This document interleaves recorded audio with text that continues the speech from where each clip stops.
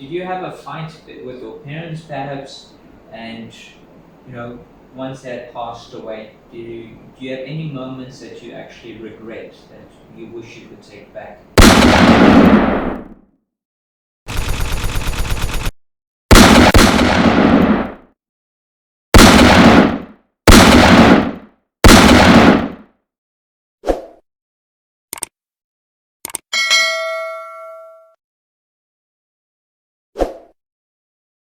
Did you have a fight with your parents perhaps? And once they had passed away, do you have any moments that you actually regret that you wish you could take back? There is a few. When I was grade 7, my mom got pregnant with my brother. I was the only child for 13 years. I was excited to have a brother, but like I said, I was the only child, so I wasn't used to having, like someone else there, like getting all the attention. So I was very jealous of my brother, but I did love him as well. The night before, we went to them that it was the Wednesday or the Thursday night, like after school. We went to them, and I actually wanted to go visit my cousin that weekend. And my mom said, no, I'm not allowed to because I'm going to them over the weekend.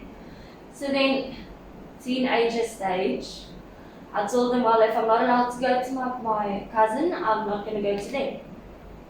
So then she said, okay, but then I must take my brother with me to my grandfather's house. And at that moment, I was so angry with them, and I was cross, and I just decided, no, I'm not going to take my brother. I don't want him near me because he's younger than me. He was a year and 10 months. So, and I was already cross with them, so I don't even want my brother there. And then when we got home and everything, I tried phoning them again to ask them, please, can I go to my cousin's house? And then they never replied back to my messages. That was just after the night. Normally when you send my grandfather a message, he always used to phone me back directly. But then the next morning when we got there and we phoned everyone to ask them if they are there, they said no, but then my cousin said that she received a SMS, not an SMS, but like a please call me from my mom's number that night. But normally her mom and my mom, they always used to send, it was like a thing for them. Every night you'll send a please call me to each other to say good night, sleep tight, whatever, because they didn't really do the SMS and the WhatsApp and everything. So that was like a thing for them. And then my cousin received a please call me from my mom that night. So she didn't thought that something was wrong. She just thought that her mom was saying good night. And then she received two or three more, I can't remember. And then they did, I don't want to say they didn't think of phoning them, but it wasn't like getting to that stage where they thought something would be wrong. Because when I phoned them the next morning to ask them if my parents are there, they said no, but they did receive a lot of messages. So then my question was just, why would they send my cousin messages that won't phone them back, but they could have just messaged my grandfather, and he would have phoned them back immediately, and then we would have made plan to get there faster and quicker and help them to get out of the place that was burning. But that's probably questions that I'll never get answers to. With the anger and the jealousy and that, do you have any regret of it all? I do, because if I would have taken my brother with me that night, he still would have lived. And I promise you, I would have been the one who wanted to take care of him, to put him through school, push him through school, get good marks and everything, just to make my parents happy, even though they're not here. At the time, knowing the truth of what actually happened and dealing, and the rumors that were spread, how did you feel about that? It made me sad because I don't know what to say. It made me sad because it felt like nobody would actually listen to my side of the story. It was easier for teenage children to tell, like, to gossip and make stories up than to hear the full story on what happened. So it was difficult for me, but luckily I did have friends that stood by me through everything. If it wasn't for them and for my grandfather, I probably think I wouldn't have made it, because I did think of self-suicide at the end, because there was a time and a place where I didn't want to move or like go on with my life. I just wanted everything to stop because it got too much for me. And then the one evening when I got in bed, it was like literally, I felt someone's arm around me. I know it's very weird, but I felt like, you know, when someone wants to hold you, I felt the arm around me and I got a fright. And as I turned around, I swear I saw my mom lying next to me, telling me that everything will be okay. And I just turned around and I just closed my eyes and I went to bed.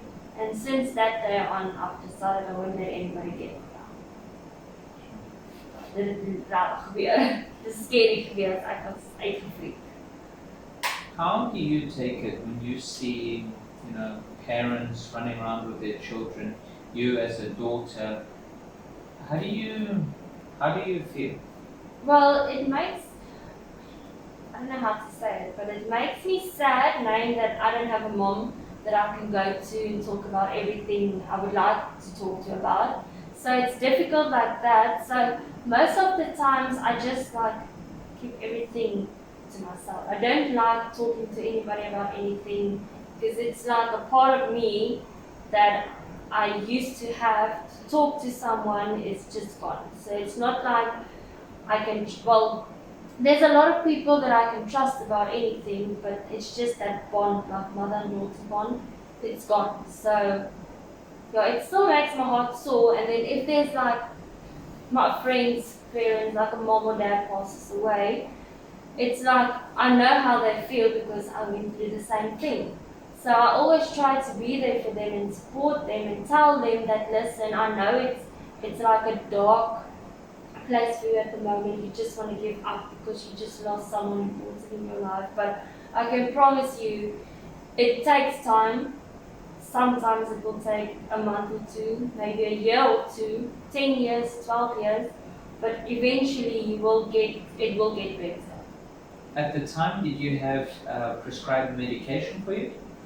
No, not really. The only problem was I did struggle to concentrate in school. So my grandfather just got me stuff to drink just to concentrate in school, to do good in school, instead of like failing my classes and stuff. So that was basically that, but it wasn't prescribed prescribed medication from the doctor.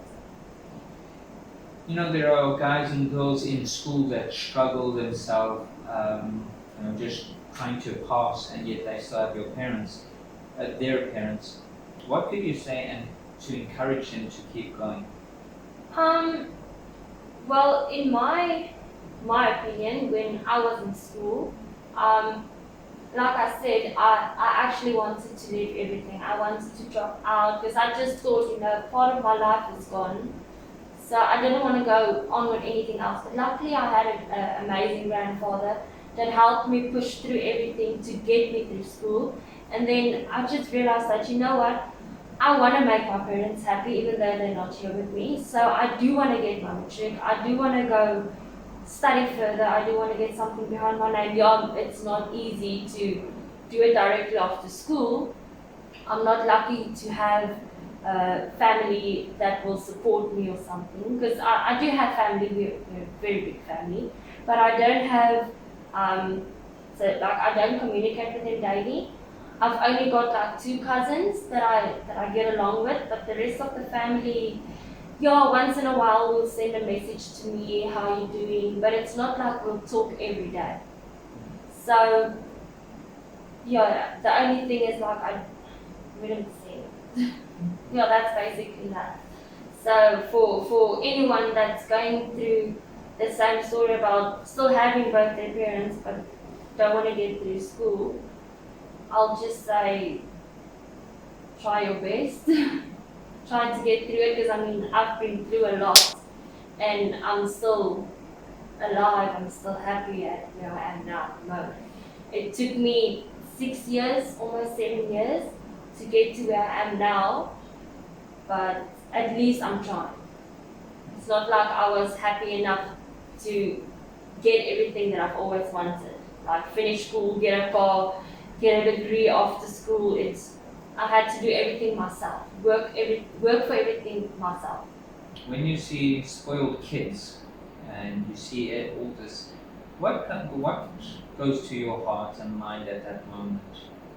Um, I just think that they are actually lucky to have parents that are there for them. Because sometimes I do miss that part of my life, having parents,